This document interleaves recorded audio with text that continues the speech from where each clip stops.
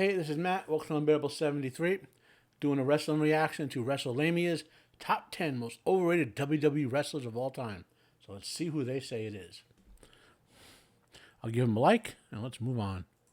Overrated is a controversial one, and it always leads to some kind of discourse within the wrestling community. Cena knows how to play to that crowd. To ask you guys just who the most overrated wrestler is of all time. And we received some interesting and thought-provoking responses. I hate outfits that slut them up. And some of these responses may even surprise you. So with that being said, join us now as Wrestlamia looks at 10 of the most overrated WWE wrestlers according to yourselves. Let's see who they got. Be sure to subscribe and hit that notification bell for daily wrestling videos, and follow us on Facebook for exclusive lists. Also check out Wrestlamia.co.uk and our non-wrestling channel, Incredible. Subscribe to Wrestlamia. Ryback. Okay, maybe that one's not a surprise. Ryback is simply put one of the most unpopular names in wrestling, especially on social media. Whilst this is definitely true, at one point I disagree mildly. I don't think he's one of the most overrated of all time. In 2012, I think he was a good mid-card guy who worked a little sloppy. If he could have cleaned that up, he would have been a good guy in the mid-card, like the U.S. title type stuff. Occasionally let him, you know. The issue was that Ryback lacked originality, and his match quality wasn't exactly at the level. Come on, every other there's 10 other for everyone. I mean, there's at least 30 guys who act just like Ryback. I mean, it's a standard gimmick. WWE departure, he would even make ludicrous claims that were clearly fabricated. Ryback and we don't know that they were fabricated. You got to watch when you say stuff like that, because you just got to be careful where you're talking the truth, or you may just in your opinion. Yeah, I would say she's way overrated. I don't know top 10, but she's definitely top 30 overrated. One of the best in-ring talents in the female division, but the issue clearly lies in her character. Whilst Flair's had some tremendous, they're trying to make her like Ric Flair Jr. And the problem is, the problem comes to the surface when her character work is examined. Since her main roster debut in 2015, she doesn't have the charisma her father has. But none of these turns have led to any type of character development. Whilst other top female stars in the division, such as Becky Lynch and Bayley and Asuka, have developed their characters and have actually offered something new, Flair's remained stagnant. Is this justification for labeling her as overrated? She could have.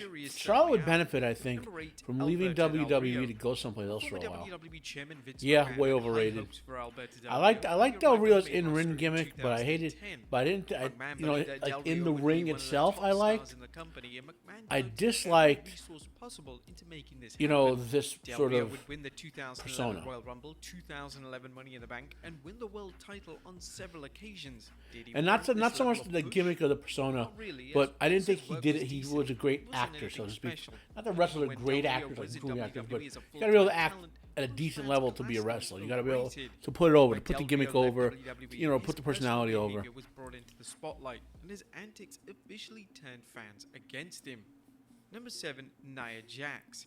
Now, in terms of overrated female stars, Nia Jax was a popular shout on our tweet, and it's easy to see why.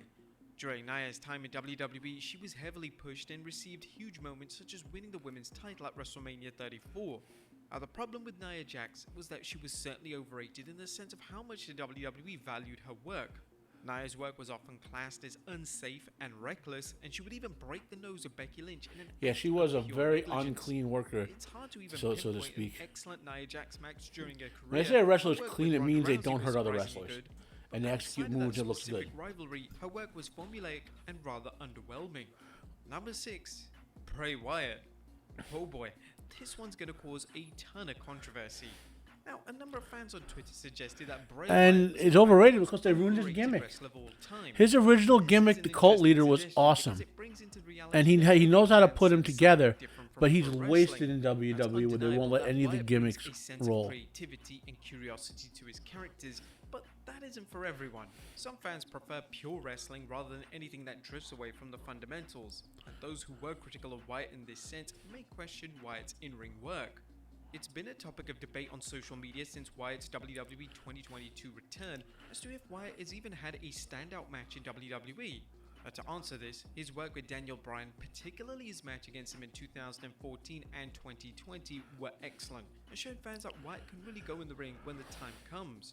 But do you think he's really overrated? Let us know in the comments down below.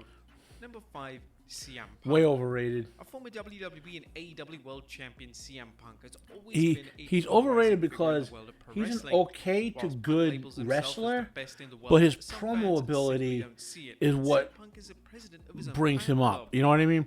Like if his wrestling ability was as good as his promo ability, would be one of the top 20 potential of all time. Punk's own valuation of his work. For instance, one of the reasons that Punk walked out of WWE in 2014 was that he truly believed he should have main evented WrestleMania 29. Whilst this may be true, if WWE rewarded the most consistent worker of the year with a main event slot, The Rock vs. John Cena was simply the biggest match to deliver financially, so that's why WWE took that course of action. Number 4, The Ultimate Warrior. The 1980s were a vastly different time to be a pro wrestler. Wrestling wasn't so much about what you could do in no, should not be on this list at all. Because for the brief period of time, he would have been overrated if he had lasted more than like 3 or 4 years. Okay, but for the brief period of time that the Ultimate Warrior was there, in the context of 1980s WWE middle 80s, his gimmick worked. It was exciting. Okay, he was the Goldberg of his time. Okay, just like Goldberg's act wore thin after a while. It's great when a short surge of Goldberg, and then he's got to disappear for a while. You know. Ronda Rousey.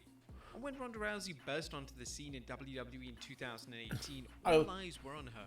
Rousey was a credible. I would disagree here because one, she's a legitimate badass. Okay, like unlike a lot of pro wrestlers who are just no idea how to actually fight, like back in the old days, pro wrestlers also would learn catch wrestling and then had to modify that to, pro wrestling, which was fake. Rousey's had decent to excellent matches with the likes of Nia Jax, Charlotte Flair, Sasha Banks, and Bayley, so it's evident that she knows what she's doing inside this squared circle. The overrated comments likely come from how Rousey was instantly presented as a superior star upon a debut.